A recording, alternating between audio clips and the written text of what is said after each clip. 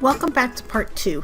Now you can see we've already worked with the 3 colors on the left. We're now going to tackle the 3 on the right. We're going to complete the scene using some silhouette stamps and some very simple finishing techniques. Now for the bottom part of our scene, I'm just going to move our mask now to this part.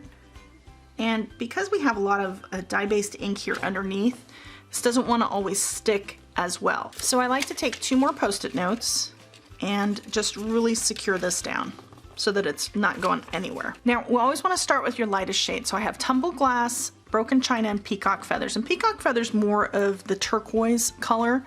It's a bluish green color. So we'll start with the lightest shade.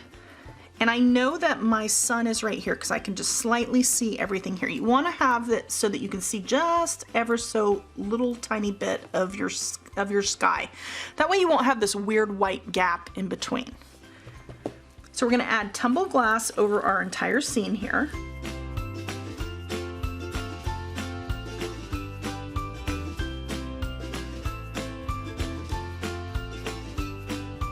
Now, Tumble Glass being the light shade, it takes a lot for you to even get the slightest bit of color. So even if I were to lift this up, you can see there is color there. You just can't see it all that well.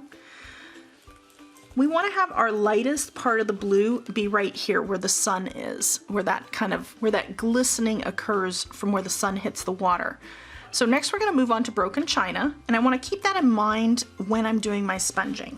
Now I'm going to add Broken China to the entire piece here, but I'm going to try to kind of avoid this middle part here as I'm sponging, keeping that V in mind. And if it's easier for you, you can always make marks on your like 2 points here and 1 point there, just to kind of give you a visual reference. And I really want my Broken China to be the strongest right at the horizon line. So I'm just going to kind of come across, and I'm going to come across completely here, just so I have real definition, and I'm putting a little bit of pressure. I'm actually kind of even angling my brush, just really wanting to get some color down.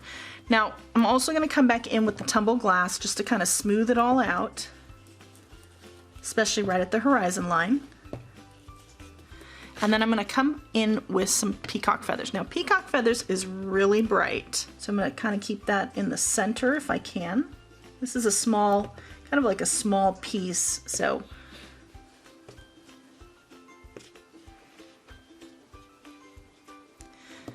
coming back in with the Tumble Glass, blending it out right here. Just using these 3 shades of blue to create this amazing water.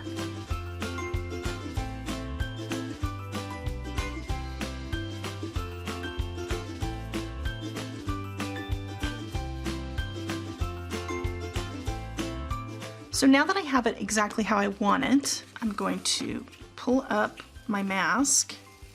That's great. Now, if you need to do a little bit more here, you can. I actually like how I have that kind of line. And if you were going to add any islands or anything like that, you'd want to leave this down here a little further into your water. And you're going to tear a little tiny mountain out of a piece of Post-it note, and you want to make sure you're tearing it out of the sticky portion. And you can kind of see it as it's attached to the project right here.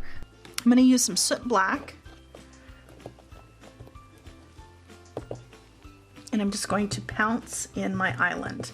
Now, it's not going to look right at first, but you have to go really, really deep.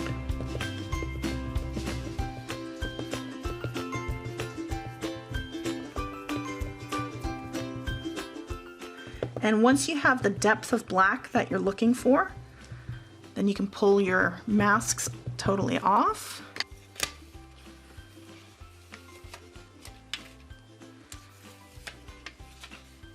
Pull that away, and there you go.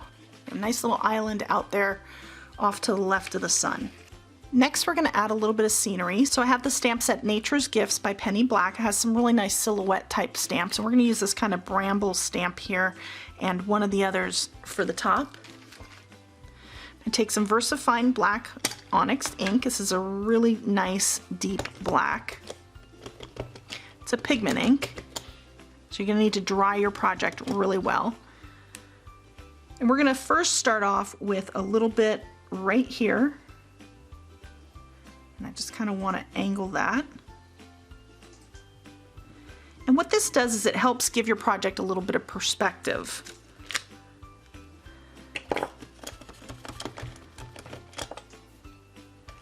Add a little more to this side here. This just gives the illusion that you're standing here looking outward. And there you go. Now, right here at the bottom, we didn't quite connect because of the masks. So what I do when that happens is I just take a pigment liner and just kind of complete the image.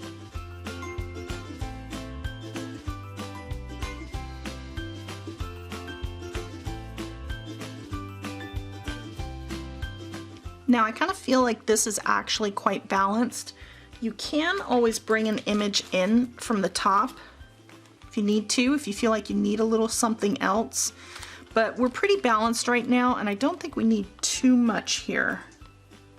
And that would just help to frame your project, but I'm gonna opt to not add that at this point. So we can feel free to pull this away. And we've got this amazing scene. You want to make sure not to have any inky fingers that are touching your white.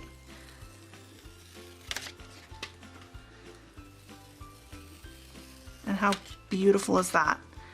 Now next up, we're just going to add a simple greeting and we're all done. You have a really great one layer card. Now I went ahead and dried this off camera with a heat tool, and I'm going to use this Stamp of Approval All About You set by Casual Fridays. And I love these two. I love creating your own greetings. I love versatility in stamps, probably more than anything. And so I'm just going to use these two words, just awesome. I think it makes an awesome greeting for just about any occasion. I have this one little black spot that I'm going to try my best to kind of cover strategically. So just get that down. And you know, I've messed this part up before, and if that ever happens to you, there's nothing that says you can't cut this down and make it a non-one layer card. So kind of missed it, but that's okay, it's close enough. Now I'll just quickly give that a zap with my heat tool. So I did decide that I wanted to add a little tiny bit of movement here to my water. So what I'm going to do is I'm going to start off with the tumble glass, but I'm going to probably do this more so with the peacock feathers, which is the darker shade. I always like to start with the light just in case, if anything, if it doesn't work out, it provides a good shadow. The little tiny ink pads actually come in very handy here because they're a little easier to handle. So I'm just going to go ahead and just kind of create on an angle here, just some simple lines in the water, and that's just going to create a little bit of movement. What you want to consider here is you want to keep odds in mind. So I've got right now 5 down, and we'll just add another one here closer to the bottom. Just kind of going across. And that's just creating a little bit of movement. Now, being that this is distress on distress, those will blend in a little bit. So I'm going to come back in here with just a little bit of the peacock feathers, which is a much darker color, and just kind of go over them a little bit. That's a little too dark for me. Back in with my sponge. Let me put a mask back down just so I'm not hitting my sky. And I want to be careful not to go off here. I don't want to hit any of my edges. So I'm just going to be very, very aware where my edges are here.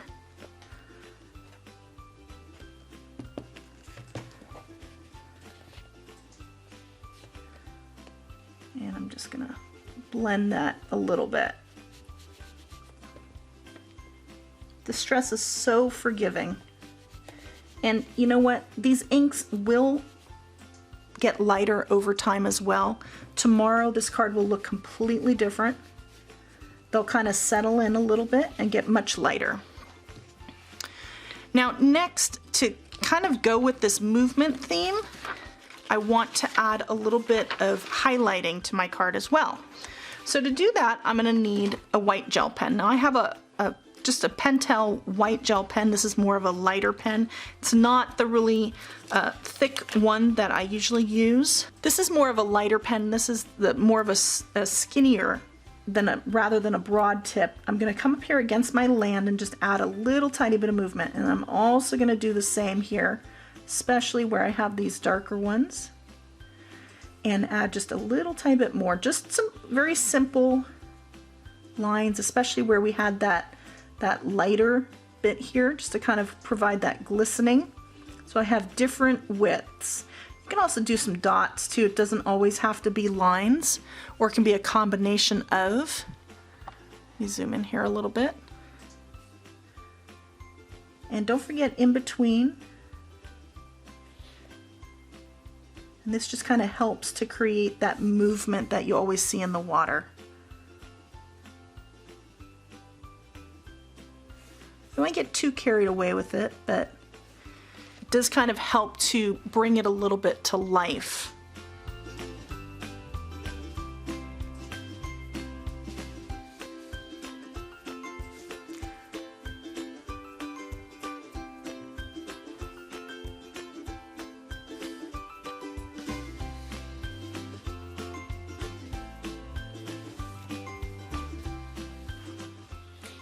You can, if you want, you can always add highlighting to your brush as well, but I'm gonna actually just leave it in the water today.